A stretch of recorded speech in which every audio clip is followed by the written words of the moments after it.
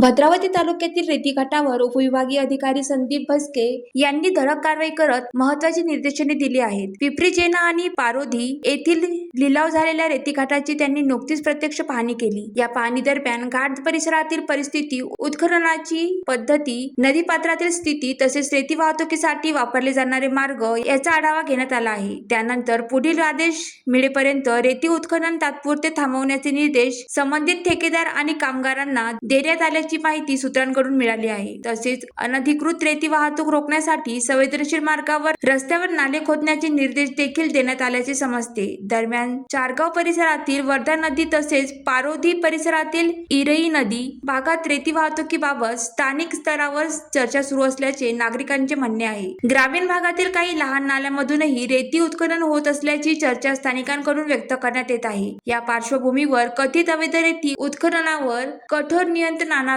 अशी मागणी नागरिक आणि शेतकरी वर्गाकडून करण्यात येत आहे. मात्र या संदर्भात अधिकृत स्तरावर अद्याप पुष्टी झालेली नसल्याचे प्रशासनाच्या सूत्रांनी सांगितले आहे. यापूर्वी भद्रावती तालुक्यात अवैध रेती वाहतूक रोखण्यासाठी महसूल विभागाचे विशेष अधिकारी विशेष भरारी पथक कार्यरत होते. या पथकाने विविध ठिकाणी तपासणी करून काही वाहनांवर कारवाई केल्याची माहिती समोर आली होती. दरम्यान रेती उत्खनन आणि वाहतूक शासनाने निर्धारित केलेल्या नियमानुसार विशेष पर्यावरणीय अटीचे पालन करूनच करण्यात यावी असे निर्देश प्रशासनाकडून देण्यात आल्याचे समजते. सुनील देदावार, भद्रावती न्यूज, चौलादीप.